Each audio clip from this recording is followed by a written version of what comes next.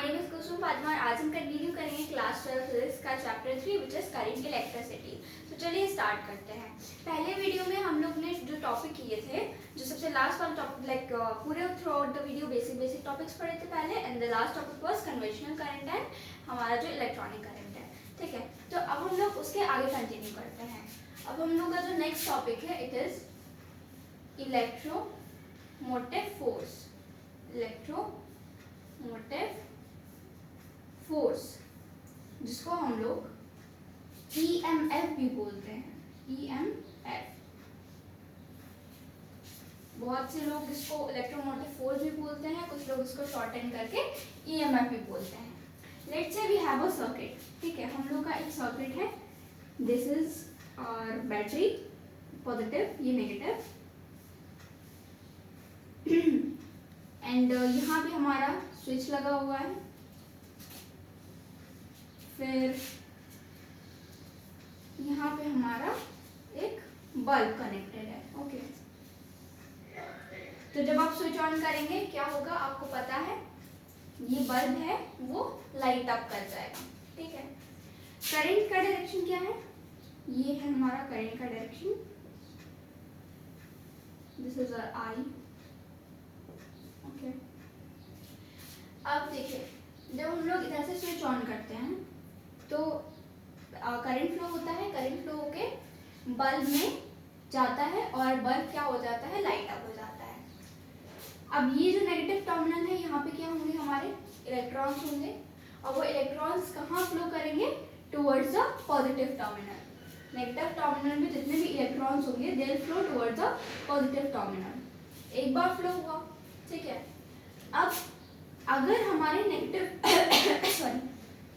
अगर हमारे negative terminal में जितने भी इलेक्ट्रॉन्स हैं वो सारे चले गए टुवर्ड्स द पॉजिटिव टर्मिनल, मतलब हमारे नेगेटिव टर्मिनल के पास जितने भी इलेक्ट्रॉन्स हैं वो सारे चले गए पॉजिटिव टर्मिनल के पास, तो यहाँ क्या बचा, नथिंग। तो अब क्या होगा, अब तो कुछ हो नहीं सकता, पॉजिटिव टर्मिनल के पास चले गए, अब तो और फ्लो भी नहीं हो सकते इलेक्ट्रॉन्स, राइट। तो ये तो कुछ सर्किट कंटिन्यूस नहीं हुआ ना, तो कॉन्टिन्यूसली करंट फ्लो कैसे करेगा, राइट। बात समझ में आ रही है, मतलब हमारे पास एक बैटरी है, this is our negative terminal, this is our positive terminal. Negative terminal में एक फिक्स्ड अमाउंट ऑफ इलेक्ट्रॉन्स होंगे। अब ये जो इलेक्ट्रॉन्स है सारे के सारे फ्लो कर गए टुवर्ड्स द पॉजिटिव टर्मिनल, तो यहाँ पे तो कुछ बचा ही नहीं, राइट। अगर यहाँ पे लेट्स से हमारे नेगेटिव टर्मिनल के पास let's say we have something 36 into 10 to the power 8 electrons, right.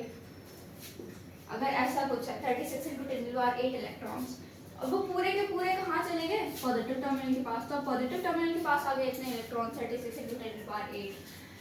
तो नेगेटिव टर्मिनल के पास क्या बचा, कुछ नहीं बचा। अगर नेगेटिव टर्मिनल के पास कुछ नहीं बचा तो कॉन्टिन्यूसली अब क्या होगा, कुछ नहीं हो सकता। अब तो कॉन्टिन्यूसली करंट फ्लो ही नहीं कर पाएगा ना, जब पूरा इलेक्ट्रॉन चला गया तो यहाँ पे कुछ बचा नहीं। जब यहाँ पे कुछ बचा नहीं तो कॉन्टिन्यूसली फिर दोबारा से इलेक्ट्रॉन कैसे फ्लो करेगा, नहीं कर पाएगा। एक एग्जांपल लेते हैं, हम लोग के पास let's say we have a bike, ठीक है, उसमें हम लोग फ्यूल भरवाते हैं। अगर आप उस फ्यूल को यूज़ करते हो, ठीक है, आप बाइक को चलाते हो, आप फ्यूल को यूज़ करते हो, तो जो फ्यूल होता है वो ख़त्म हो जाता है, ठीक है। अब जब वो फ्यूल ख़त्म हो गया तो आगे बाइक कैसे चलेगी, नहीं चल पाएगी। तो आपको क्या करना पड़ेगा, आपको दोबारा से गैस स्टेशन में ले जाके फ्यूल भरवाना पड़ेगा, ठीक है, पेट्रोल पंप पे ले जाके दोबारा से फ्यूल भरवाना पड़ेगा। तो एक बार वो ख़त्म हो गया तो गाड़ी तो चलेगी नहीं है। ऐसे ही एक बार इधर अगर यहाँ पे नेगेटिव टर्मिनल पे सारे इलेक्ट्रॉन खत्म हो गए तो यहाँ पे करंट तो फ्लो होने का नहीं है, राइट। आ रही बात समझ में, यहाँ पे एक बार अगर सारे इलेक्ट्रॉन्स पॉजिटिव टर्मिनल पे आ गए तो करंट तो फ्लो होने का नहीं है। तो ऐसे केस में क्या हो सकता है,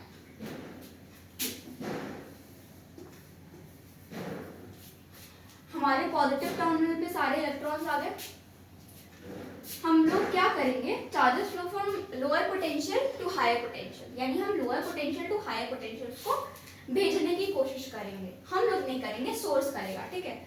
सर्किट में जो भी सोर्स लगा हुआ है बैटरी सेल वो करेगा। तो ये जो बैटरी लगी हुई है ये क्या करेगी, ये यहाँ पे जितने भी इलेक्ट्रॉन्स हैं उनको फोर्स करेगी, धक्का मारेगी कि तुम जाओ दोबारा से, तुम फ्लो करो थ्रू द सर्किट, तुम दोबारा से नेगेटिव टर्मिनल के पास जाओ।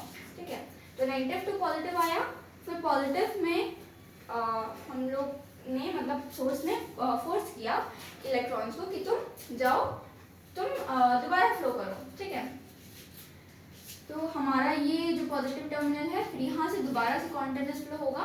ठीक है, और ये जो फोर्स होती है, फोर्स करने के लिए मतलब ये जो पॉजिटिव टर्मिनल है उनमें से इलेक्ट्रॉन्स को धक्का मारने के लिए कुछ ना कुछ चाहिए, राइट। तो वो धक्का कैसे मारा जाता है, वो धक्का ये इलेक्ट्रोमोटिव फोर्स के जरिए मारा जाता है। ठीक है, तो एक बार हम लोग डेफिनेशन पढ़ लेंगे तो ये चीज और ज्यादा क्लियर हो जाएगी। इलेक्ट्रोमोटिव फोर्स क्या होता है, it is the work done, it is the work done in carrying, work done by source लिख देता है ना, क्योंकि सोर्स करता है work done by source. Source क्या होती है चीज, सोर्स बैटरी हो गया, सेल हो गया, anything, battery, cell etcetera. Is the work done by source in carrying a unit positive charge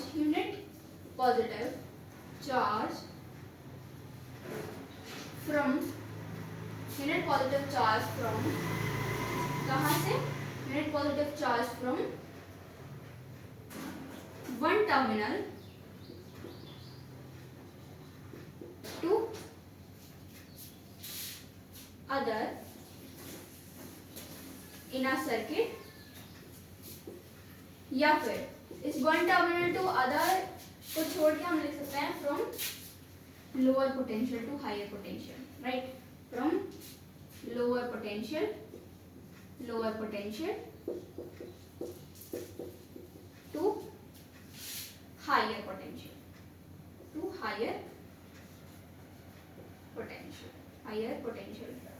in a circuit, higher potential in a circuit।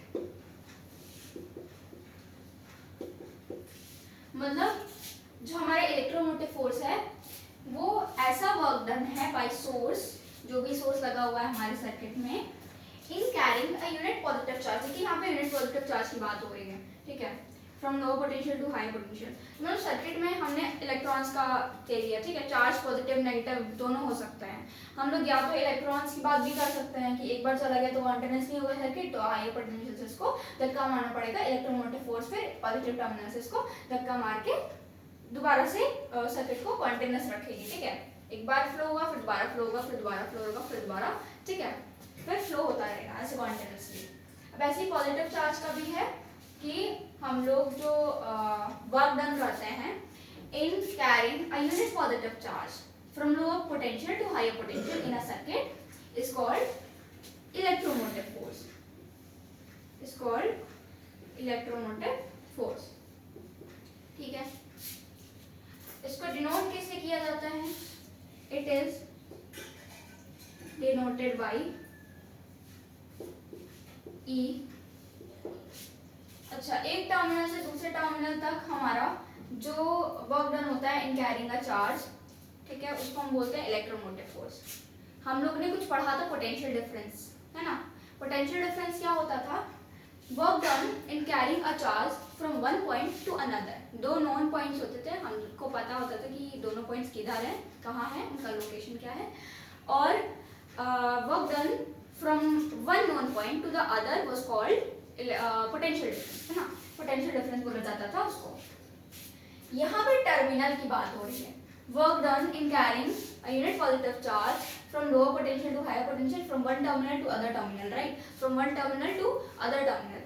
Electromotive force कहाँ से कहाँ तक कैरी करता है चार्ज, वर्क डन कैसा होता है, from one terminal to other terminal जो वर्क डन होता है in carrying a charge, that is electromotive force. और एक पॉइंट, एक नोन पॉइंट से दूसरे नोन पॉइंट पे जब चार्ज कैरी होता है उसका जो वर्क डन होता है, it is called potential difference. तो इतना डिफरेंस होता है इनमें, जैसे ये हमारा वायर है, ठीक है, यहाँ पे कोई पॉइंट है, दिस दिख नहीं रहा होगा आपको, अब दिख रहा होगा, this is a point and this is a point, ठीक है, 2 पॉइंट्स हमारे पास।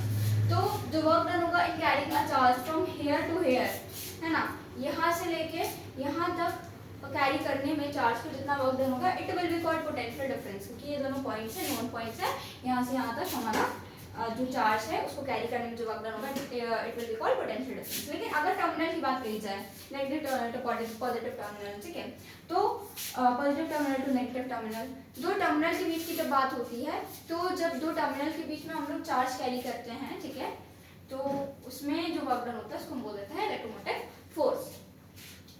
अब पोटेंशियल डिफरेंस क्या होता था, W/Q, है ना, work done per unit charge.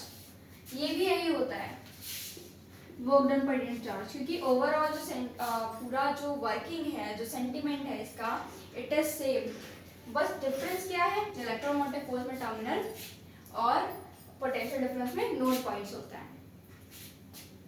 और इसका जो SI यूनिट होता है, साफ साफ लिख दे रहे हैं, SI यूनिट होता है, SI यूनिट होता है वोल्ट्स। एलेजांड्रो वोल्टा पढ़ा था हम लोग ने, फर्स्ट चैप्टर सेकंड चैप्टर में पढ़ा था एलेजांड्रो वोल्टा के बारे में, तो ही उन्हीं के ऊपर वोल्ट्स रखा गया है यूनिट। और ये होता है हमारा जूल्स, ये होता है हमारा कूलाम, तो जूल्स कूलाम इनवर्स या जूल्स पर कूलाम इसका नॉर्मल यूनिट होता है, ऐसा यूनिट इसकी वोल्ट्स होती है। ठीक है, आगे बढ़ते हैं। तो हम लोग का नेक्स्ट टॉपिक है ओम्स लॉ। ओम्स लॉ क्या होता है, पहले हम लोग इसकी डेफिनेशन लिख लेते हैं। Current flowing, this is a T, current flowing in a conductor या सर्किट बोल दे रहे हैं, current flowing in a circuit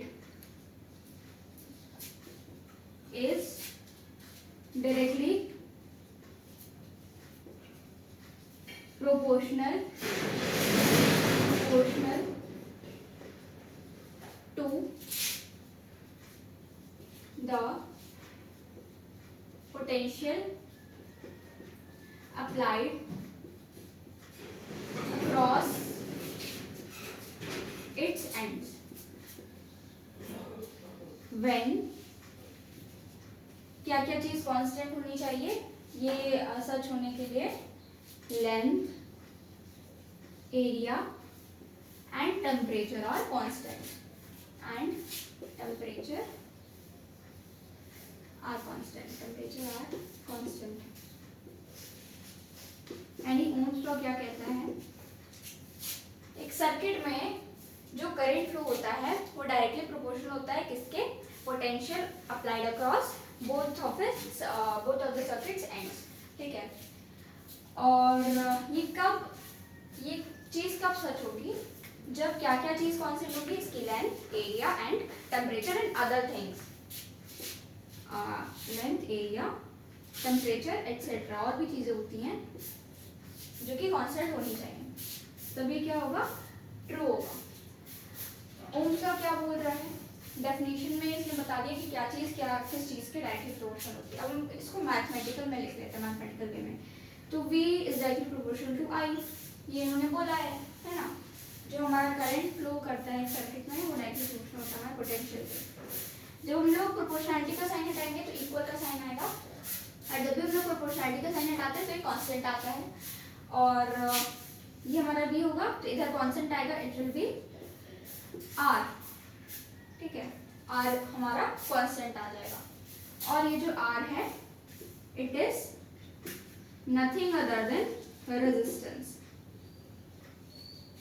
ये R क्या है, ये हमारा रेजिस्टेंस है।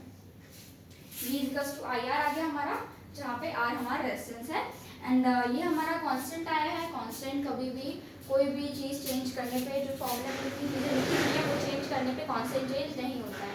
जैसे B चेंज करोगे तो R चेंज नहीं होगा, फॉर्मूले में जितनी चीज़ लिखी हुई है उसको चेंज करने से R चेंज नहीं होगा, I चेंज करने पे R चेंज नहीं होगा, ठीक है।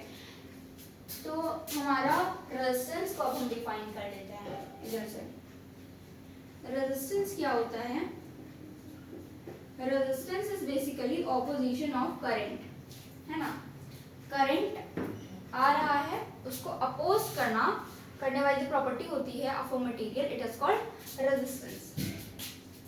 The property of a material to oppose या फिर रेजिस्ट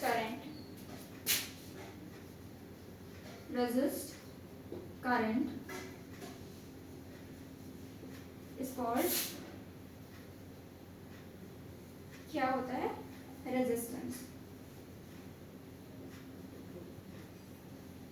ठीक है, किस किस चीज पे डिपेंड करता है ये रेजिस्टेंस? डिपेंड्स ऑन पहला है हमारा लेंथ, मतलब कोई हमारा वायर है, ठीक है, लेट्स से 6 मीटर का है, और दूसरा हमारा वायर है 10 मीटर का है। तो 6 मीटर वाले वायर में कम रेजिस्टेंस होगी और 10 मीटर वाले वायर में ज़्यादा रेजिस्टेंस होगी। ठीक है, जितना लेंथ कम होगी वायर की उतना कम रेजिस्टेंस, और जितना ज़्यादा लेंथ होगी वायर की उतना ज़्यादा होगी रेजिस्टेंस। तो यानी डायरेक्टली प्रोपोर्शनल होते हैं लेंथ एंड रेजिस्टेंस। लेंथ बढ़ाओगे रेजिस्टेंस बढ़ेगी। R is directly proportional to L. Length पर डिपेंड करता है। नेक्स्ट किस चीज पर डिपेंड करता है? Area of cross section. Area of cross section, area of cross section. अच्छा, एरिया हम लोग ने पढ़ा है क्या होता है? Area is very simple thing, ठीक है। Cross section, area of cross section क्या होता है?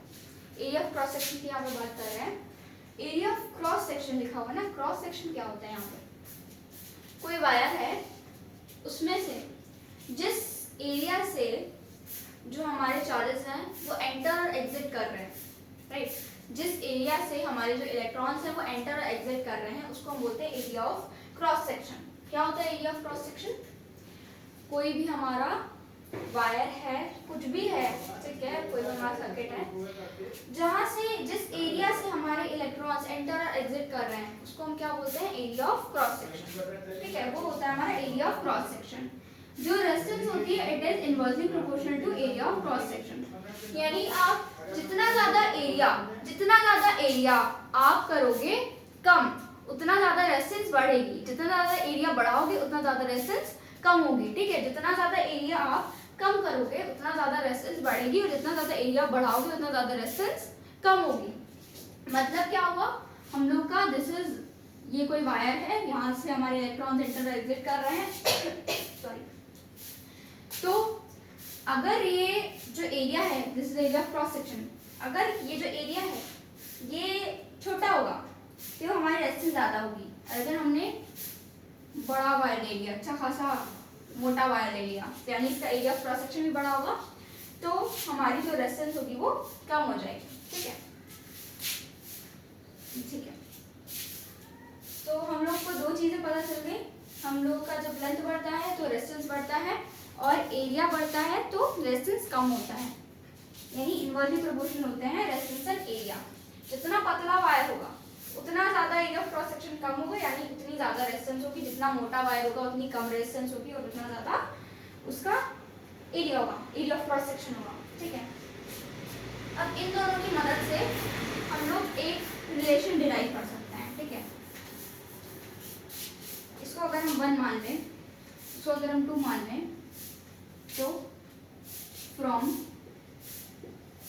1 and 2 इन दोनों को कंबाइन कर देते हैं। R is directly proportional to L and inversely proportional to area. यही तो है, R is directly proportional to L and R is inversely proportional to area. R is directly proportional to L, inversely proportional to area, ठीक है।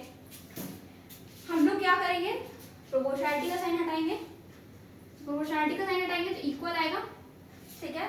Proportionality का sign जब भी हटाते हैं कांस्टेंट आता है, कांस्टेंट यहाँ पे आ जाएगा rho, and this is L by A। और साफ ये हमारा रिलेशन आ गया, R is equal to rho L by A। ये हमारा फॉर्मूला आ गया, R is equal to rho L by A। रो क्या है इधर? रो होती है हमारी रेजिस्टिविटी, ठीक है। And it depends on multiple things like nature होता है हम लोग का, nature of the material and other things, ठीक है, उनके ऊपर वो डिपेंड करता है। तो आज के लिए हम लोग इतना ही रहने देते हैं, ठीक है। ओवरऑल हम लोग ने पढ़ लिया रेजिस्टेंस क्या होती है, किस चीज़ पे डिपेंड करती है एंड एवरीथिंग हम लोग ने पढ़ लिया है, ठीक है। तो इसके आगे जो रेजिस्टिविटी है, ठीक है, इसके आगे रेजिस्टिविटी है, फिर कंडक्टिविटी भी आती है हम लोग की, और भी चीज़ें आती हैं, इसके बारे में हम लोग नेक्स्ट वीडियो में डिस्कस करेंगे। Thank you for watching, keep learning. और पीछे वाले वीडियो ज़रूर देखते रहिएगा, बहुत ज़्यादा इंपॉर्टेंट वीडियोज़ हैं उनके। वैसे इस चैप्टर के जो टॉपिक्स थे वो तो बेसिक से पहले फर्स्ट वीडियो में, बट यहाँ से लाइक नई चीज़ स्टार्ट हो रही है तो आप इसको ज़रूर पढ़िएगा, ठीक है। Thank you for watching, keep learning.